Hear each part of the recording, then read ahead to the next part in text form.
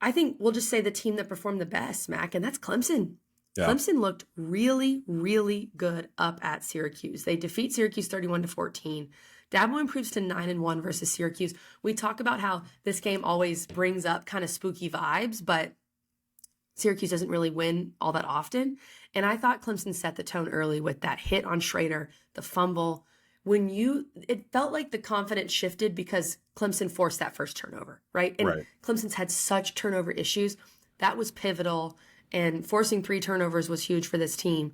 And Cade Klubnik, we thought Florida State was probably his best game. He did have the terrible mistake. This game, for sure, his best game, I would say, so far. Yeah, he was dicing it up. And some of the throws that he was making, I'm thinking of a scramble where he's going to the left, finds Tyler Brown, who, by the way, has been a freaking revelation. I mean, this cat is so good. Big time. And if you guys remember, back in the day, way back in the day, I did tell you a lot of things about Clemson. Only some of those have come to fruition. But he popped like off the screen so quick, just with his speed, his versatility. Yeah. And so it's kind of fun to see that really come true. And just a guy be uber confident. I mean, it was, fascinating after that Florida Atlantic game to hear him talking with Taylor, because he had the 2 touchdowns in that game. And just, the excitement, number one, that he has to be out there and to be doing these things. But you just saw this like kid-like confidence from a guy that, again, I keep saying this, but he just doesn't know. He doesn't know that he's not supposed to be doing these type of things. And man, it's been so impressive to see. So love that from what we've seen from him. But again, Cade just being surgical. There was another third down that I think he hit Bo Collins that was a really tight-knit window throw. Just smart decisions. And again, he is so young and is growing, and even myself, super critical of some of the mistakes and the things, just because maybe you thought it'd be a little farther along, which isn't fair. I mean, it's a position. I've heard EJ say this, 2 or 3 times, just talking about various quarterbacks across the country that are young and in these positions. We have gotten to this point where we're not allowing people time to develop.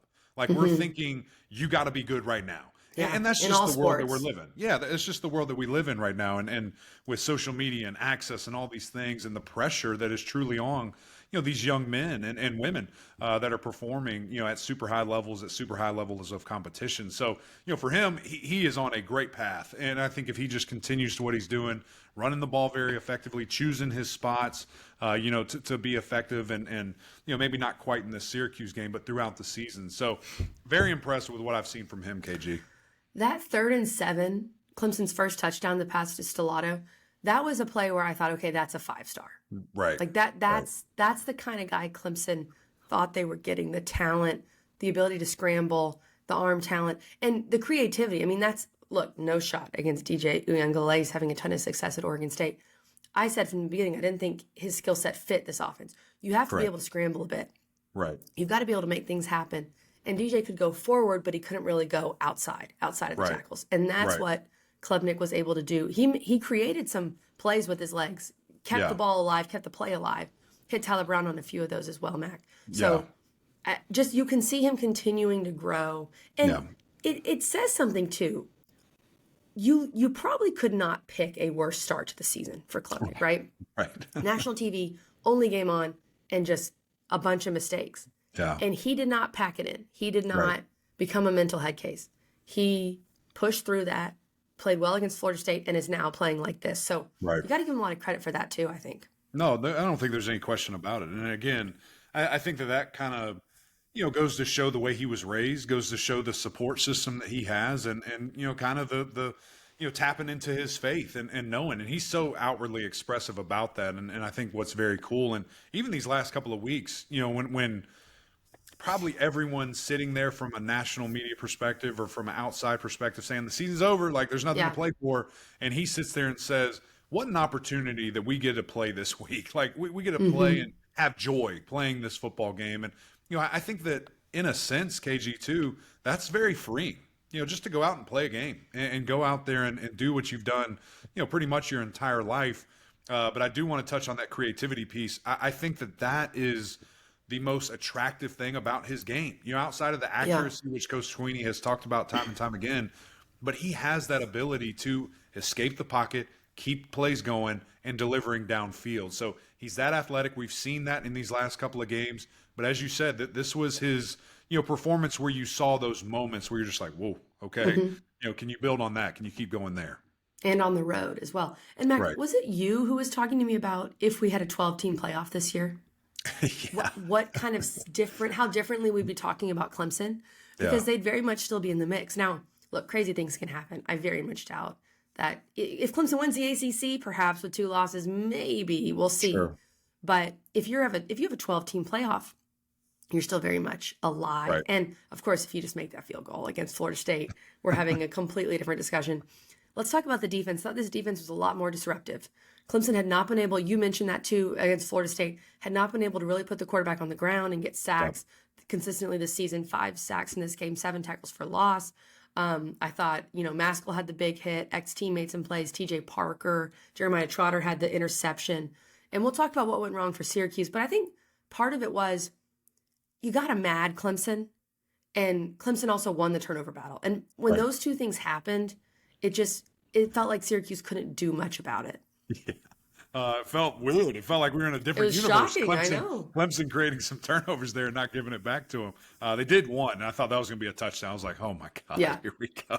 This is unbelievable luck. But, yeah, those guys played lights out. And I thought what was, very fun to see was a guy like TJ Parker continuing to grow up very quickly, before our eyes here and be a heck of a player. I mean, he is a disruptor. He is a physical guy, fast, has a lot of tools in his toolbox for such a young age. And, it's funny. We kind of did some power rankings of, our top positions, and we just had D-line, which is tough. You got to throw a lot of people in that with defensive tackles and defensive ends, edge players, all these different things. And I put him at 5 on Friday. It's just the things that I'd seen. And production, stats is what it is, but he's a game changer. And then, of course, he goes out and has back-to-back sacks and is just all over the place, making different plays. So, he kind of helped me out right there with that. Thought the overall play from the defensive line was amazing. We hadn't seen statistical game from them like that all year, and so that was great to see. Thought the linebacker play was great. Barrett Carter was fully exemplifying his speed, sideline to sideline, making some really nice tackles for loss and had a sack himself. Jeremiah Trotter, interestingly enough, I thought they were kind of picking on him a bit, trying to find him in pass coverage whenever it was man-to-man. LaQuint Allen and Coach Beck obviously dialed up a really nice kind of a wheel/rail route out of the backfield for a touchdown that, it was mismatch city. Just from an alignment standpoint, when I saw him going to the right, I knew there was no way that Jeremiah could have made that play. And that happened a couple of times. But he got the last laugh and had that amazing interception, was in zone coverage. He almost had 2 of them. Had one earlier in the game that went right through his hands, but of course was a ball knocked down. And I thought that kind of was, kind of his get back and kind of him proving, hey, like I'm good. And of course was second in the team with 7 tackles there. So this defense is playing at a very high level. I think getting Nate Wiggins back whenever that will be is vital, just because they need that guy. But these guys are playing at a very high level right now, and it's fun to see. Kind of, it actually stinks to see it, but it's great to see the response. It took a Duke game, I think, for them to kind of get to their potential, but they responded. And this Clemson team in general, KG, I don't think it was guaranteed that we knew this was how they would respond. There was a little bit of question marks for that with me, with just seeing how they were going to play. And there's still a whole season left to see, right? This is just one game. Of course. Mac, okay, quick big picture question, then we're going to go to Duke, Notre Dame. Take off the Clemson glasses for a second. Do you like, in this current situation where every single game matters so much, that Clemson's already lost 2 and they're done? Yeah. Technically. Do I or like would you it? prefer what we're going to have next year, where you can kind of afford to lose these games and see what happens? There's no guarantee that a 2-loss team, Clemson team, makes a 12-team playoff either. Yeah. But that's what we love about college football is, you're seeing, I'm at the Clemson-Florida State game. You are seeing Clemson fans dying with each play because you know how much is at stake with that game. Right. I think it is a little different too, the fact that they lost 2 conference games. True. That puts you in a brutal hole, to even be and represent, in your conference. And in years past where there were divisions, this was essentially the nail in the coffin. Whoever won Florida State Clemson was going, that they were going to the chip there and probably winning it. And so at the end of the day, I don't love it, but it's what's so unique about college football. If you lose twice, you're done. You are out.